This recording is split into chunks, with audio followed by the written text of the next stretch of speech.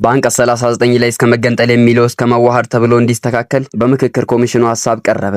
በቀዳማዊነት ወደ እናንተ የምናደርሰው መረጃ ይሆናል። ግብጽ የኢትዮጵያን የቀይ ባህር ጥያቄ ለማስተናገድ ድጋሚ አዲስ ያለችውን የውሳኔ ሐሳብ ማቅረቧ ተገለጸ። በሁለተኝነት የምናሰማችሁ መረጃችን ይሆናል። በዓለም ዋንጫ ዘመቻ እንዲከፈትብን ያደረገው የብራዚል መንግስት ነው ሲሉ የአርጀንቲና ፕሬዝዳንት ተናገሩ። የአርጀንቲና ፕሬዝዳንት ሃቪየር ሚሌይ የብራዚል አቻቸውን ሌባና ወንጀለኛ በማለት በአደባባይ መናገራቸውን ተከትሎ ብራዚል አምባሳደሯን ጠርታለች። ሌላኛው ወደ እናንተ የምናደርሰው መረጃችን ይሆናል። ውድ የኢንፎ ሚዲያ ተከታታዮቻችን አብራችሁን ስትቆዩ እነዚህንና መሰል መረጃዎች የምታዳምጡ ሲሆን በየሰዓቱ ፈጣንና ታማኝ መረጃዎች እንዲደርሳችሁ ቻናላችንን ሰብስክራይብ በማድረግ ቤተሰብ ይሁኑ። በአንቀጽ 39 ላይ እስከ መገንጠል የሚለው እስከ መዋሃድ ተብሎ እንዲስተካከል ሐሳብ ቀረበ። በተመሳሳይ የህዝብ እንባ ጠባቂ ተቋም ቀርቶ ህብረ ብሔራዊ አንድነት ኮሚሽን የሚል ተቋም እንዲቋቋም ተጠይቋል። በሀገራዊ ምክክር ጉባኤ በ10 እና በ50 ተመካካሪ ቡድን ሲወያዩ የቆዩ ተመካካሪዎች ያጠናከሩትን የአጀንዳ ሐሳብ 250 አባላት ላሉት የምክክር ቡድን ማቅረብ ሲጀምሩ በኢትዮጵያ ህገ መንግስት የብሔር ብሔረሰቦችና ህዝቦች መብት እስከ መገንጠል የሚለው አንቀጽ 39 ስር የተቀመጠው ሐረግ እስከ መዋሃድ ተብሎ እንዲስተካከል የሚል ሐሳብ ቀረበ። ሐሳቡ የቀረበው 10 እና 50 አባላት ባላቸው ንዑሳን ቡድኖች ስር ሲወያዩ የቆዩ ተመካካሪዎች 250 አባላት ላሉት ስልታዊ ቡድን ያጠናከሩትን የአጀንዳ ሐሳብ ሲያቀርቡ ነው። በዚህም ሐሳብ ከቀረበባቸው አጀንዳዎች መካከል የመንግስት አደረጃጀትና ቅርጽ እንዲሁም የፖለቲካ ስርዓት፣ የፖለቲካ ውክልናና የምርጫ ስርዓትን የተመለከተው አንዱ ሲሆን በስሩም የራስን ዕድል በራስ የመወሰን መብት አሊያም የብሔር ብሔረሰቦችና ህዝቦች መብት አንቀጽ 39 ንዑስ አጀንዳ መሆኑ ይታወቃል።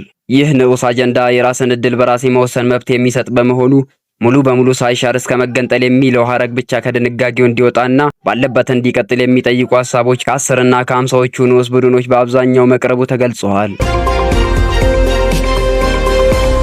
ግብጽ የኢትዮጵያን የቀይ ባህር ጥያቄ ለማስተናገድ ድጋሚ አዲስ ያለችውን የውሳኔ ሐሳብ ማቅረቧ ተገለጸ።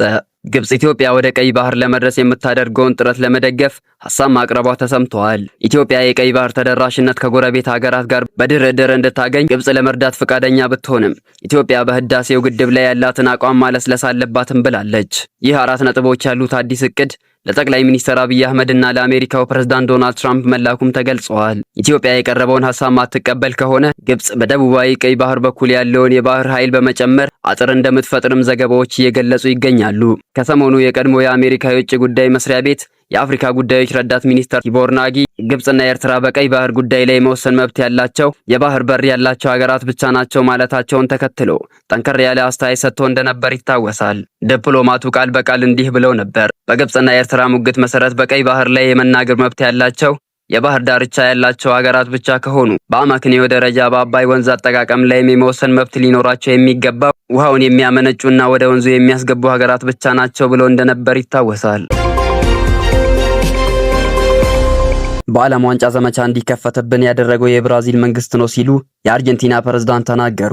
የአርጀንቲና ፕሬዝዳንት ሃቪየር ሚሌይ የብራዚል አቻቸውን ሌባና ወንጀለኛ በማለት በአደባባይ መናገራቸውን ተከትሎ ብራዚል አምባሳደሯን ጠርታለች።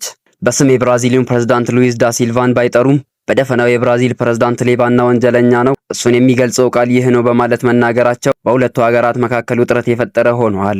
የአርጀንቲናው ፕሬዝዳንት ይህንን ንግግር ያሰሙት ቅዳሜ ዕለት ሲሆን ትናንት ሬዲዮ ሚትር ከተሰኘ ሚዲያ ጋር ባደረጉት ቃለ ምልልስ ደግሞ የብራዚል መንግስትን ከዓለም ዋንጫው ጋር አያይዘው ወቅሰዋል። በማህበራዊ ሚዲያ በአርጀንቲና ብሔራዊ ቡድን ላይ ከፍተኛ የጥላቻ ዘመቻ መከናወኑን የጠቀሱት ፕሬዝዳንቱ በዚህ ጸረ አርጀንቲና ዘመቻ 25% የሚሆነውን ገንዘብ ያፈሰሰው የብራዚል መንግስት ነውም ብለዋል። በዓለም ዋንጫ ውድድር ወቅት ብሔራዊ ቡድኑ ከዳኛ ድጋፍ እንደሚደረግለት የእስራኤል ባለስልጣናት እንደሚደግፉትና አርጀንቲና ዘረኛ እንደሆነች ሲገለጽ የነበረውን በሙሉ ጠቅሰው የተቀነባበረ የስም ማጥፋት ዘመቻ እንደነበር ተናግረዋል። አስከትለውም ዛሬ አርጀንቲና የነጻነት አርማ ናት፣ ያ ሁሉ ዘመቻ የተከፈተብን የምዕራቡ ዓለም ምልክት እየሆንን በመምጣታችን ነው በማለት በዓለም ላይ ጎልተን በመታየታችን የሚቀኑብን ብዙ ናቸው ሲሉም ገልጸዋል። ለአሁኑ ያዘጋጀናቸው መረጃ እነዚህን ይመስሉ ነበር። በሌሎች አዳዲስ መረጃዎች እስክንመለስ ሰናይ ጊዜን ተመኘን።